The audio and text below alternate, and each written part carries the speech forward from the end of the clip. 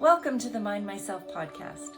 I'm Esther, and it is my pleasure to be bringing you information about healthcare approaches, health issues, and people's health journey stories, all from the complementary, holistic, and integrative perspectives, helping you become your own best health advocate and helping you make your own informed choices because you matter. Welcome to Conversations with E. I'm Esther, or you can call me E, and I'm the founder and CEO of Mind Myself. And it is again my pleasure to welcome Dr. Vicky to this show. Welcome, Dr. Vicky. Thank you so much. It's always such a pleasure to be here. Tell us a little bit about your background and what you've done in your career, Dr. Vicky, because I know that you have some great wisdom to share with us today. But I started life as an OB-GYN, traditional OB-GYN, delivering babies, doing surgeries, until I actually had my aha moment of, I'm in perimenopause and I don't understand what's happening to my body. And my best friend, my office manager, looked at me and said, well, if you don't know, doc, how do you expect your patients to know? And I thought, wow, she's right. She's absolutely right. But when I tried to go into that world of wellness and figuring out how we age gracefully with our patients and keep them healthy, the rest of my 7 partners said, oh, no, that's flop. We're not going there with you. So I walked. I was the president of an 8-physician group. I left and I went solo, and I decided that traditional medicine didn't have all the answers. I added complementary medicine. I added regenerative medicine. I added energy medicine, had my other referral partners, surrounding me with registered dietitian, chiropractor, exercise gym, with the way I wanted people to exercise. And that's what I did, using the research from my own patients, when I realized that the foundation of our wellness, of our health, is actually balancing our 4 hormone groups. And to me, it was so simple that it was almost intuitive. And I would find myself getting short with my colleagues who didn't have any clue what I was talking about. It's like, no, they were in the silo mentality of, you have a problem, I have a pill for that. And I'm going, no. The body is a machine that's talking to each other, and it's a well-orchestrated machine that everything has to communicate and work, play in the same sandbox all at the same time. Otherwise, it won't function well. And they had no idea what I was talking about. So my wisdom and my approach with patients was, let's take a look at all of you. Let's take a look at your journey, where you came from, where you're going, but let's balance you. And what I found, especially with women, is that when you hormone balance a body, women actually became 15 to 20 years younger than their chronological age. And they'd say, can you do this for my husband too? Of course I can. So we would do it for their husbands, and same thing. They were getting off medication. They were dropping supplements that they thought they needed that they found they didn't need. They had more energy. They were sleeping better. And they would state to me, I feel I've got my moxie back. I feel 15 years younger than what I did. This is how I felt when I was 35, if they were 50. They're 70. This is how I felt when I was 50. And it's gratifying to hear that over and over and over again. So it's just balance. That's so wonderful. Oh, that we should all have a doctor so wonderful as you. And Dr. Vicky, I know you talk about the 4 hormone groups. You've mentioned them. Can you just briefly tell us what they are before we get into our conversation today about the 4 metabolic body types? Absolutely. Isn't it funny how everything's enforced? Yeah.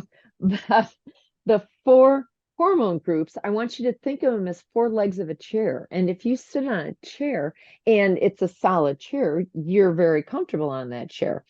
You have one broken leg, you fall on the floor. Well, that's your 4 hormone groups.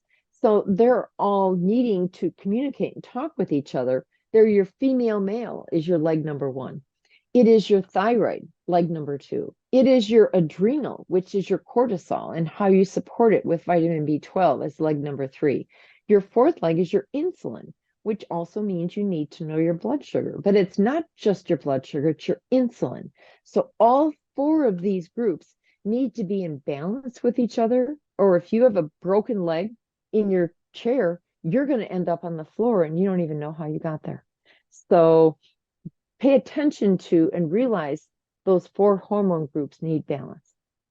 Absolutely. And if you need to know more about those, if you want to know more about those, we have some other podcasts, and there's a podcast that talks about all four in greater depth.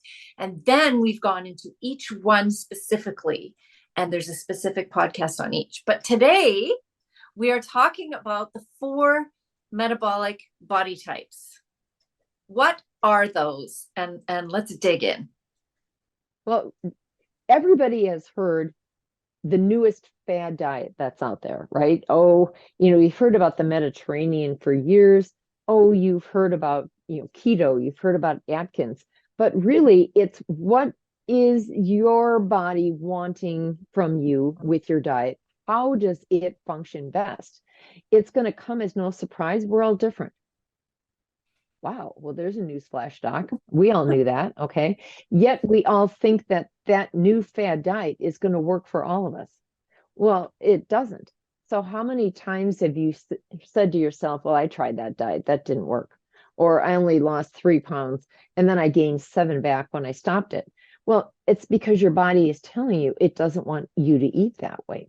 So there are metabolic body types that, for instance, for weight maintenance, and this is genetically based, okay, that for weight maintenance, you may have to eat differently than for weight loss. You may eat the same, so it doesn't matter if you want to gain weight or lose weight. Those are the people we all, think should just go into another room because it doesn't matter what they eat. They can eat whatever they want and they never gain or lose weight. But those 4 metabolic body types are actually genetically predetermined. So how can you find out which one you are? Well, there's an actual cheek swab test that you can do called Decision Genetics. And it literally is a cheek swab that will give you back that report of this is your metabolic body type. You may be an alpha, you may be a beta, you may be a gamma. They give them different names. But what it's really telling you is for weight maintenance, your body wants to have 50% carbs, 30% protein, 20% lipid. But for weight loss, it may actually want you to do something different. And somebody in a beta may actually be able to eat both equally, weight maintenance or weight loss. But it's going to be different for every person.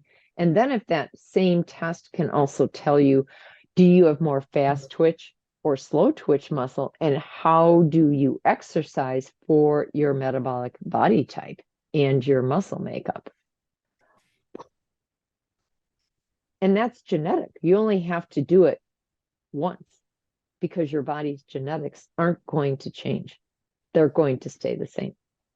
Wow. So there's so much information that can be gleaned from that test that tells you what your metabolic body type is. So you mentioned 3 names. So what are those types? And let's explore what that means. Well, again, it's something that it doesn't matter if I call you alpha or gamma or beta. What it's going to matter is what yours is. So I can't look at you and say, oh, no. E, you're an alpha, or E, you're a beta. I can't do that. That's going to be determined by what your cheek swab tells you.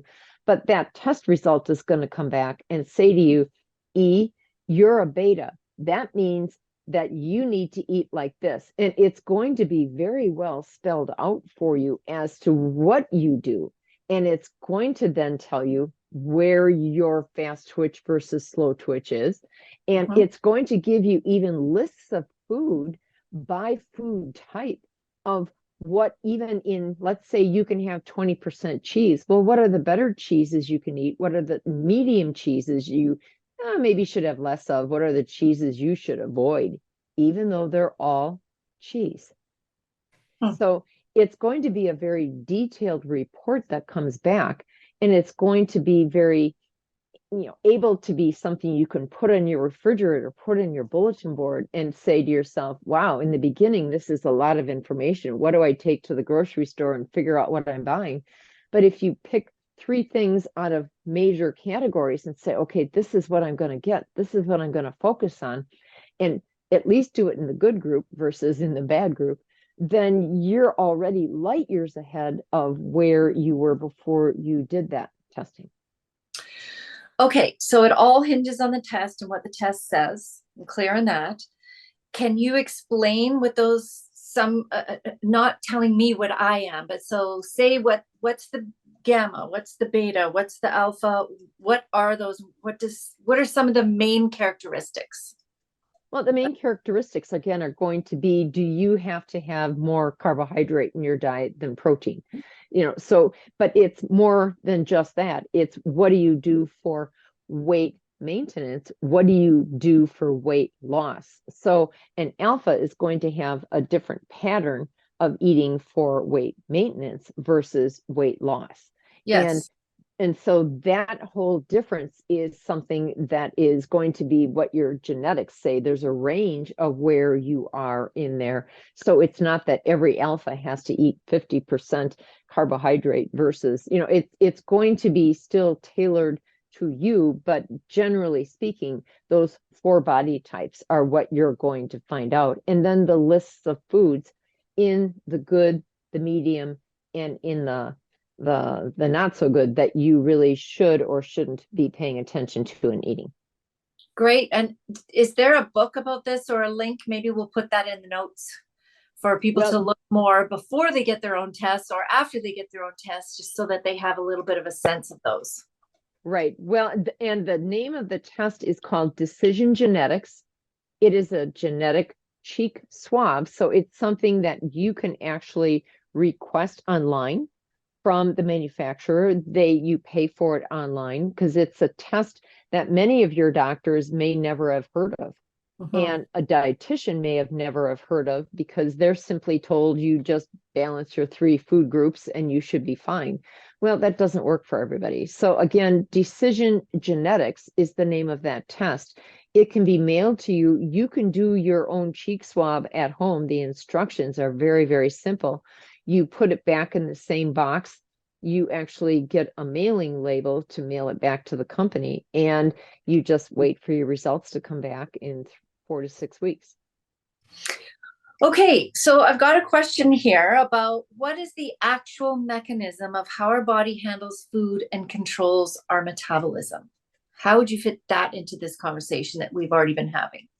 Well, again, it's genetic. So you can go on to and do the hunt and peck method of trial and error. Does this Atkins diet work better for me than this ketogenic diet, than a Mediterranean diet?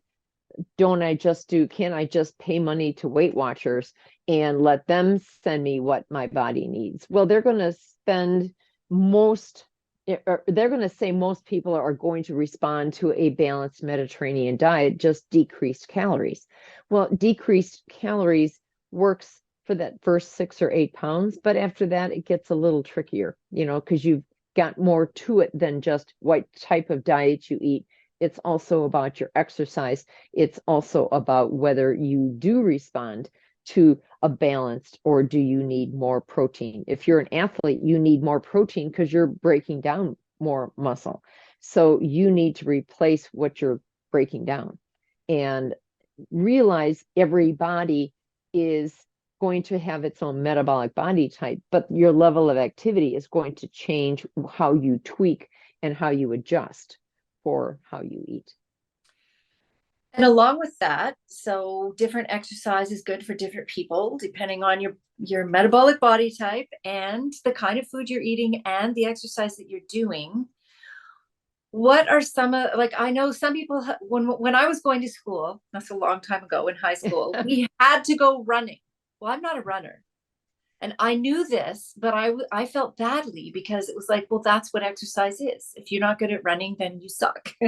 So it made me comment, and I know that's not true now, but it took me a long time to get over that, because it was like, well, that's what exercise is. If you're not running, then you're not doing it properly.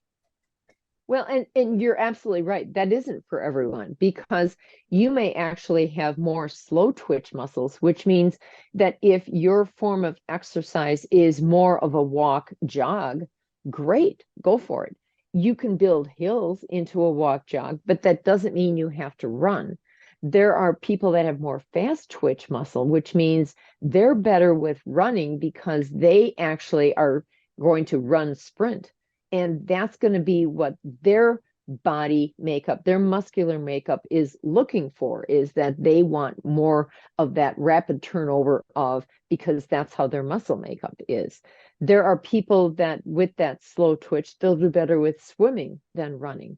So realizing what, and most people already get a very good idea of what works for them. Sometimes playing tennis doubles is better than playing tennis singles because you're covering only half of the court versus a full court with tennis.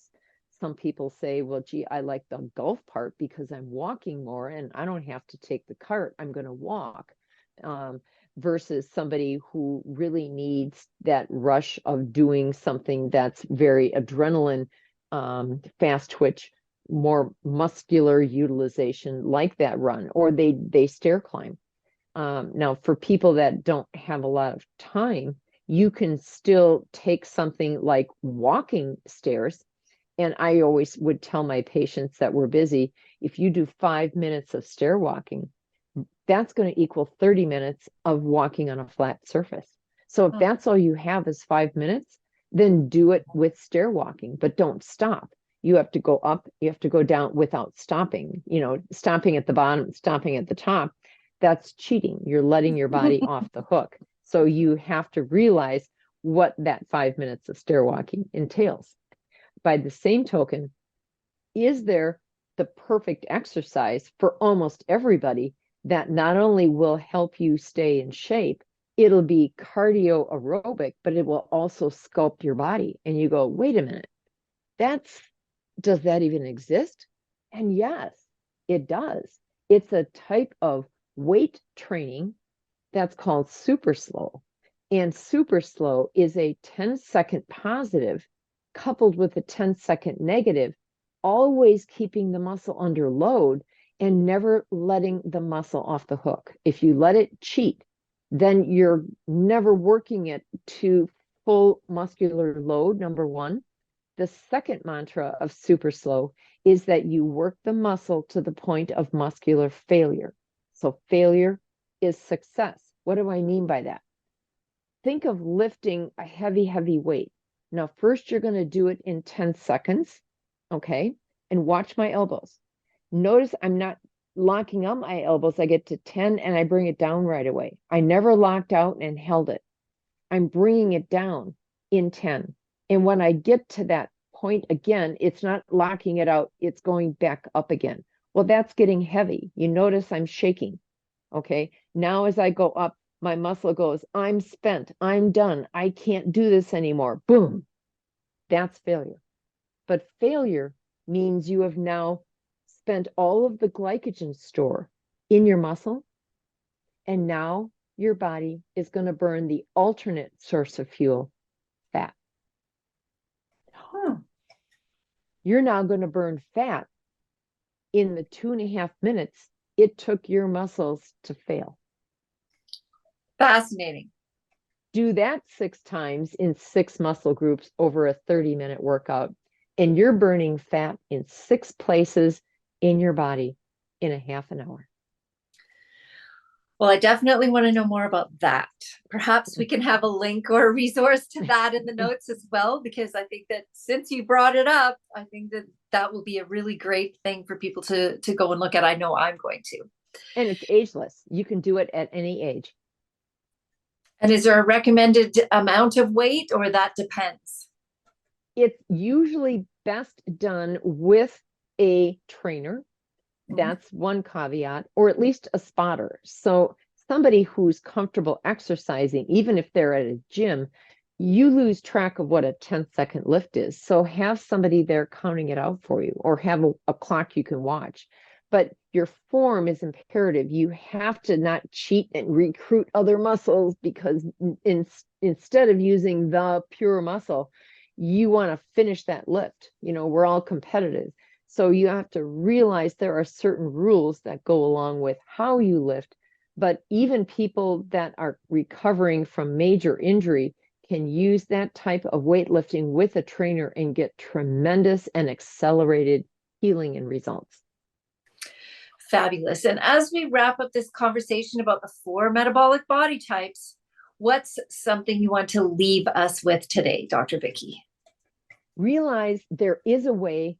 People will say no matter what I eat, I gain weight. That's not true. You simply don't know what your body type is and how to best address it.